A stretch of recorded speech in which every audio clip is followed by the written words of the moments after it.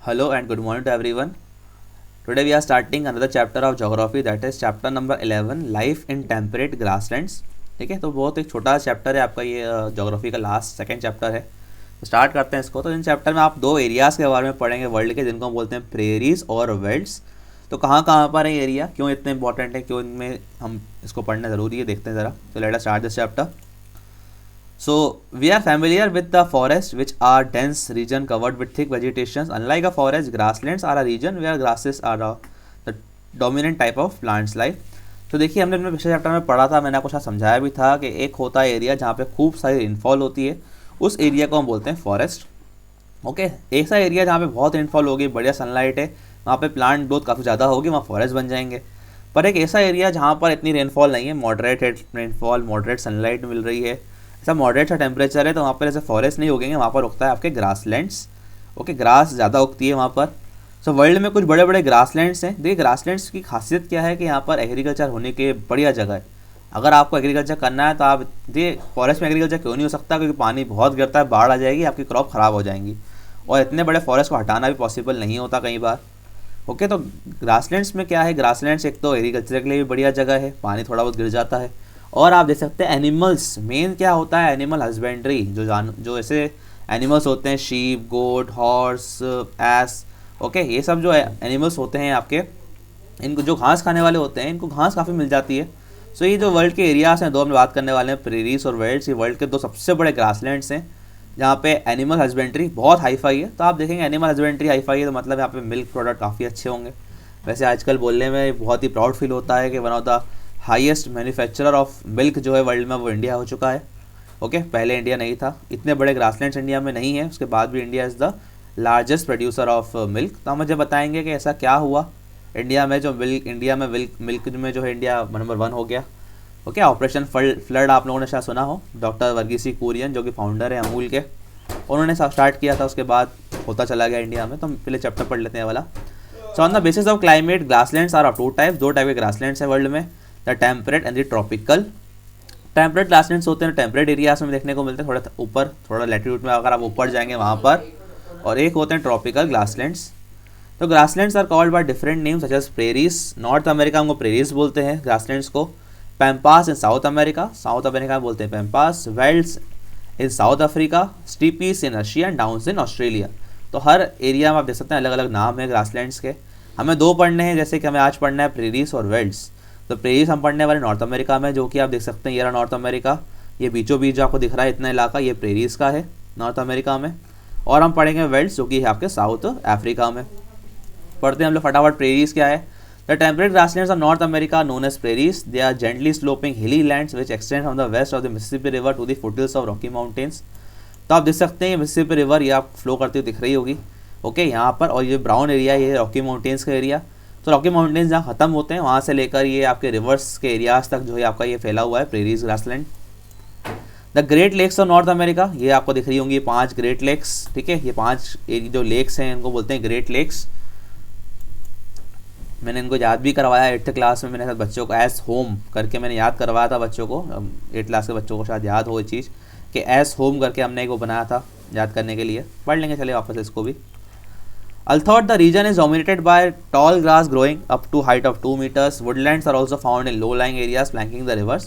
थोड़े बहुत जो है अच्छे अच्छे लंबे लंबे पेड़ भी मिल जाते हैं देखने को हमें यहाँ पर। In the USA the prairies covered the states of north Dakota, south Dakota, तो ये जगहों के नाम है जो कवर करती हैं ये। While in Canada, prairies include the province of Alberta, Manitoba, Saskatchewan, Ontario. The north-south extents of prairies about 6,000 kilometre, तो 6,000 किलोमीटर तक फैला हुआ है ये, and the east west extend is about 2,000 kilometre. तो नॉर्थ साउथ में ज़्यादा बड़ा है ये, ईस्ट वेस्ट में थोड़ा छोटा है, ये आप देख सकते हैं मैप में भी। क्लाइमेट की बात करें तो कैसा क्लाइमेट है प्रेरीज में? तो climate of prairies is influenced by mid continental location, they have warm summer and cold winters. तो जब यहाँ पे समर आता है तो बहुत वार्म होता है, और विंटर तो काफ़ी कोल्ड होता है। Strong wind blow across the endless plain during both summer and winter, cold polar winds from north make the temperature lower less than 0 degree Celsius in winter. तो बहुत ठंडा विंटर होता है यहाँ पर। द चिनूक एक लोकल विंड है, देखते हैं क्या करती है chinook. The chinook, a warm and dry wind blows from eastern slopes of the Rocky Mountains making the weather warmer, तो ये लॉकी माउंटेन से आती है, ये जो वेदर को क्या करती है, वार्म करती है, गर्म करती है। Making the weather warmer and enabling the melting of snow cover during the winter season, तो विंटर सीजन में जो ये जो बर्फ़बारी होती है उसको पिघलाने में हेल्प करती है ये चिनूक जो विंड है। वार्म विंड है, वार्म एंड ड्राई विंड, याद रखिएगा अभी ये चीज़ आप। A major part of the prairies are covered by thick layer of snow during winters, तो बहुत सारा पार्ट जो है स्नो में चला जाता है ये विंटर के दौरान, क्योंकि काफ़ी ज़्यादा हाईफाई विंटर होता है प्रेरीज में। फ्लोरा एंड फोना यानी एनिमल्स और ग्रासलैंड्स कैसे देखने को मिलते हैं हमें यहाँ पर। तो grass is the main type of found in this region, तो कि ग्रासलैंड्स, नाम ही ग्रासलैंड्स है, सबसे ज़्यादा देखने को क्या मिलेगी हमें, grass. It depends on the rainfall of the growing season at the roots are not deep enough to reach for the ground water. Some tree such as willow, alder and poplar can be found in river valleys, तो कुछ tree में देखने को मिलते हैं जिनके types के नाम दिए, willow, alder and popular.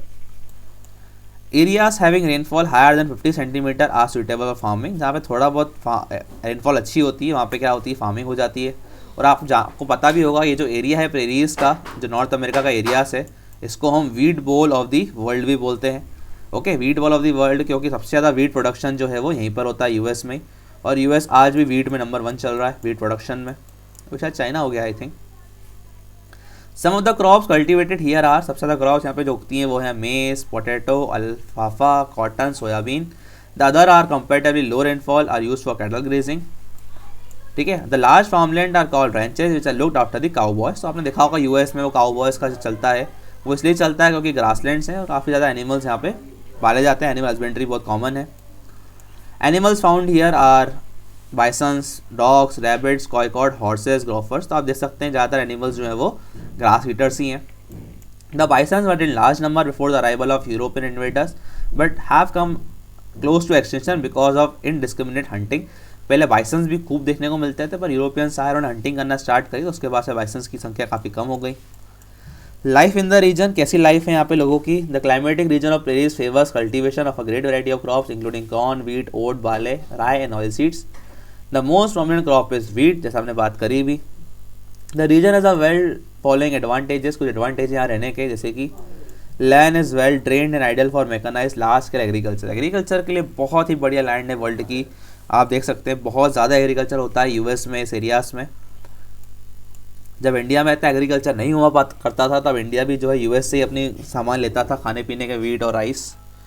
The chinook melts snow which provide the much needed moisture to the soil, तो चिनूक आती है वो जो स्नो फॉल होता है प्रेरीज में उसको मेल्ट कर देती है और मेल्ट होने के बाद जो मॉइस्चर और जो पानी है वो सॉइल के अंदर चला जाता है, तो सॉइल फर्टाइल रहता है साल भर।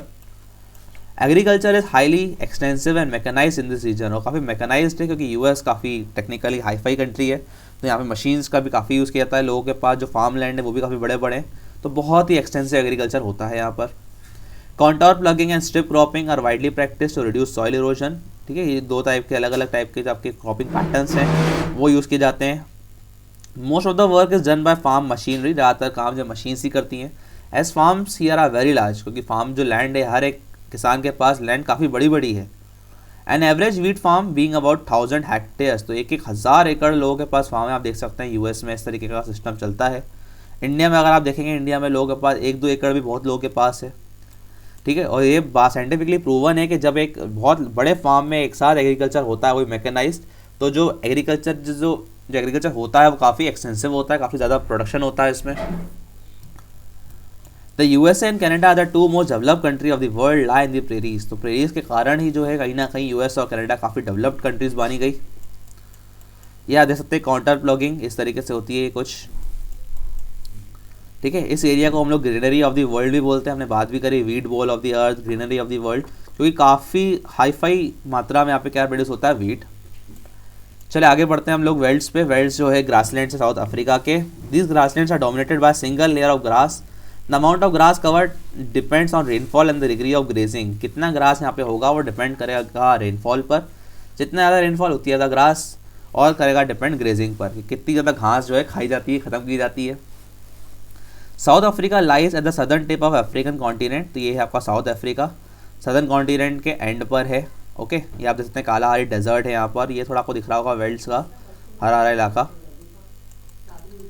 ठीक है। Southern tip of African continent, Swaziland, Mozambique, Botswana, Zimbabwe, Namibia are the neighbouring countries. Atlantic sea in the west and south, south में अटलांटिक सी है, आप देख सकते हैं अटलांटिक ओशन, और इस तरफ ईस्ट में इंडियन ओशन है। The major part of the country is high plateau sloping from east to west, तो मेजर पार्ट जो प्लेट्यू के अंदर आता है इस कंट्री का। क्लाइमेट कैसा है, क्लाइमेट देखिए दोनों ही लगभग जितने भी यहाँ पर ग्रासलैंड है वर्ल्ड के, लगभग सबका ऑलमोस्ट वार्म और कोल्ड ही रहा है। ओके, तो आप देख सकते हैं यहाँ पर भी वही है। The climate is mild as it lies in the warm temperate zone of the southern hemisphere. It is influenced by high altitude of plateau, the Indian Ocean and the cold Benguela current which flows along the west coast. आगे बात करें यहाँ पर, तो यहाँ पे Merino sheep, ये एक काफ़ी हाई फाई क्वालिटी के शीप है। ओके, अब हमने पहले भी बात की थी जहाँ ग्रासलैंड्स होंगे वहाँ घास खाने वाले एनिमल्स भी पाले जाएंगे जैसे कि शीप। तो मरीनो शीप बहुत ही एक हाई फाई क्वालिटी शीप है जो बहुत ही अच्छे क्वालिटी का शीप देती है। मरीनो वूल जो निकलता है इनका। फ्लोरा एंड फोना कैसा है यहाँ पर, तो not much of the plant diversity is seen, ज़्यादा प्लांट्स नहीं उगते हैं, ग्रास ही उगती है ज़्यादातर। This is due to semi arid climate of this region, ज़्यादा बारिश होती नहीं है यहाँ पर। The red grasses are seen growing in bush velds and acacia and marula in the high veld. Since the bushland and the grassland in the high veld have grazing lands eight elevation of 1000 metre to 1000 metre, there is a period of about frost about 100 days, तो 100 दिन के आसपास तो काफ़ी ठंड चलती है। Animals जो यहाँ पे देखने को मिलते हैं वो है lions, leopard, cheetah, kudus are the animal found in the world. Life की बात की जाए तो लाइफ कैसी है यहाँ पर, द टू मेन ऑक्यूपेशन, जो यहाँ पे सबसे दो मेन ऑक्यूपेशन है वो है एनिमल रियरिंग और माइनिंग। माइनिंग इसीलिए क्योंकि काफ़ी सारे मिनरल्स मिलते हैं, साउथ अफ्रीका में डायमंड बहुत ज़्यादा मिलता है। The soil is not fertile, इतना फर्टाइल सॉइल नहीं है जैसा हमने वहाँ देखा, किसमें, प्रेरीज में देखा। प्रेरीज में क्या था, सॉइल फर्टाइल भी था तो एग्रीकल्चर के लिए अच्छा भी था, यहाँ पे इतना फर्टाइल सॉइल नहीं है इसलिए एग्रीकल्चर इतना ज़्यादा नहीं होता, पर एनिमल रियरिंग तो होता ही है। The high veld has tall and short grasses and bushes, due to this the velds are better suited for cattle rearing than cultivation of crops. ठीक है, यहाँ पे घास जो है थोड़ी काफ़ी बड़ी है तो यहाँ पे एग्रीकल्चर इतना नहीं होता जितना कि क्या होता है animal husbandry, animal rearing. The grasslands have ideal condition for cattle and sheep farming. The cattle are reared for milk and meat in the farmer and wetter eastern part of the world, तो यहाँ पे सबसे ज़्यादा जो पाली जाती है वो sheep पाली जाती है क्योंकि मिल्क और मीट के लिए। Frozen meat is mainly exported to southern Europe, सबसे ज़्यादा यहाँ से जो एक्सपोर्ट होता है वो है frozen meat. Some farmers rear animals and also grow crop from the same farm. ठीक है, यहाँ पे फार्मिंग भी होती है पर not as extensive as we have seen in prairies. कौन कौन सी क्रॉप्स उगती हैं यहाँ पर, तो यहाँ पे उगती है maize, cotton, wheat, barley, potato, tobacco and sugar cane. Sheep rearing is the most important occupation of the people, चाहे सबसे ज़्यादा शीप रियरिंग जो है वर्ल्ड में साउथ अफ्रीका में होती है आई थिंक।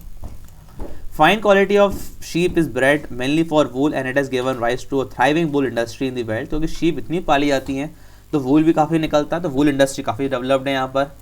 जैसे हमने पहले भी पढ़ा मरीनो शीप, ठीक है, सबसे ज़्यादा पॉपुलर स्पीशीज़ है यहाँ पर शीप की, मरीनो वूल निकलता है इससे। Welds have rich deposits of minerals, minerals का भी काफ़ी हाई डिपॉजिट्स हमने देखा, माइनिंग काफ़ी ज़्यादा होती है। Which has made mining a livelihood of many people. Iron and steel has developed where coal and iron are present, तो आयरन, स्टील, कोल सब कुछ यहाँ पे काफ़ी ज़्यादा मात्रा में निकलता है। It was due to rich mineral deposits that trade links developed with the British colony has turned South Africa into a British colony, तो ब्रिटिश कॉलोनी भी इसलिए बनी थी एरिया क्योंकि काफ़ी ज़्यादा यहाँ पे क्या निकलते हैं, मिनरल्स निकलते हैं, इसीलिए ब्रिटिश लोगों ने यहाँ पे राज किया। जोहान्सबर्ग जो कैपिटल है यहाँ की, is the gold capital of the country. Kimberley is known for diamond deposits and Witwatersrand for gold deposits, तो गोल्ड, डायमंड आप देख सकते हैं कुछ नाम दिए जगहों के जहाँ पे काफ़ी ज़्यादा निकलता है। This area have a well developed system of communication and transport. अब देखिए ये भी बात है कि जहाँ पर ग्रासलैंड्स होते हैं वहाँ पे ट्रांसपोर्ट और कम्युनिकेशन में कोई दिक्कत नहीं होती, बट जहाँ पे फॉरेस्ट होते हैं वहाँ पे बहुत दिक्कत होती है, बिकॉज फॉरेस्ट में आप कैसे रोड बनाएंगे आपको सोचें, और रोड पानी भी काफ़ी गिरता है, रेनफॉल काफ़ी होती है फॉरेस्ट में, तो रोड ख़राब भी जल्दी हो जाता है, बट यहाँ ग्रासलैंड्स में इतना पानी नहीं गिरता। सो आप देख सकते हैं वर्ल्ड का काफ़ी एक बढ़िया एरिया है प्रेरीज और वेल्ड्स।